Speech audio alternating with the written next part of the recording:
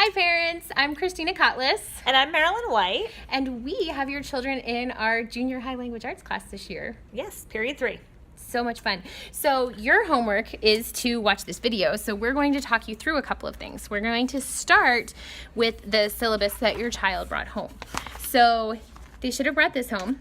This is their homework for you to sign that you watched it and for you to write down the magical word that we're going to give you to write down, which we still haven't decided on yet, but we'll get to that.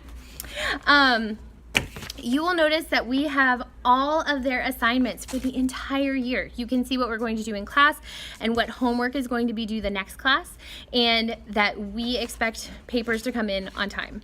So if your child is in class and doesn't bring their assignment, we're not grading it the next week. If they're out because of absence or whatever, they can bring it the next week when they come in.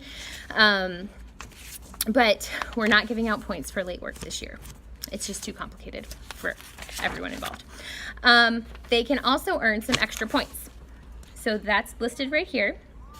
And they can get extra points for turning in a book log, which they got. And that's just to show that they're reading. It can be any books that you want. It's not books assigned by us. It's just whatever they're reading. And they can turn those in on the first day of class of any month. So the next one would be October 2nd. They could turn in their book log for September and get extra points. They can also get points for coming to book club, and those are on the syllabus too. It tells you what the book club will be about and that they'll be at my house, and I will send out directions and times for those as well. And those books need to be read beforehand. Yes, with the exception of the one in March, which is a movie club. It's going to be a Shakespeare, and so we'll just watch that. It's a play and it's meant to be watched. Okay, they can also earn extra points by illustrating papers and extra points by going to a museum related to what we're studying, but that has to be this year. So like if we're studying the Renaissance painters and you go and see them this year, then they can get extra points, and they can get extra points by using extra vocabulary words. And now Mrs. White is going to explain to you the main purpose of this video is for you to know how to help your child get all of the points that they deserve. So I'm going to flip it over to her now. Yay!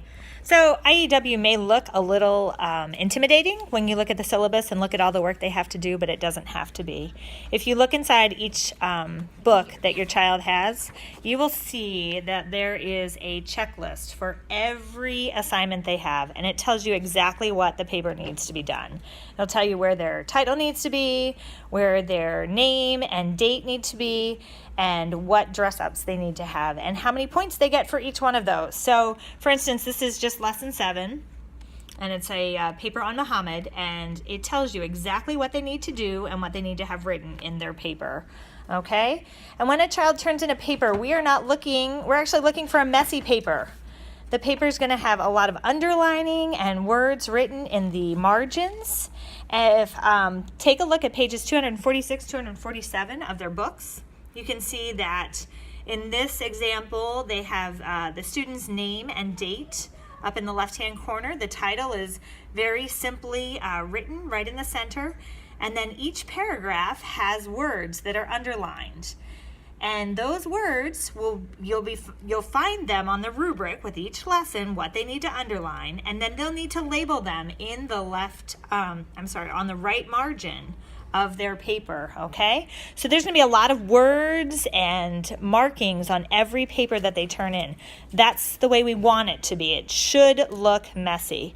If your child types the paper, then when the paper is printed, you come out with a pencil or a pen and you go through and you underline and you mark everything. And that's the way it should look when we turn it in. Okay. Back to you. We still need our funny word. What should our funny word be? We didn't think that far ahead, did we? We didn't think this far ahead. I still like Badacadabra, though. I think Badacadabra it is. Badacadabra is going to be your word because the kids used that today during their Mad Lib that they were doing. So again, if you have questions, please contact us. But make sure that when your child starts doing papers that you're looking at the rubric with them and that you're doing exactly what it says. It tells you exactly what they need to do. If it says underline and label, You need to underline and label or they're not going to get full points. And that's frustrating, especially if they did the work. So homework for next time is going to be this sheet, which you are going to read and sign, and then you're going to write Badacadabra at the bottom. You can spell that however you want. Badacadabra. Sure. Sure. All right. Say bye. See you later. Thanks for sharing your kids with us. Absolutely. And please, if you've got questions or concerns, let us know.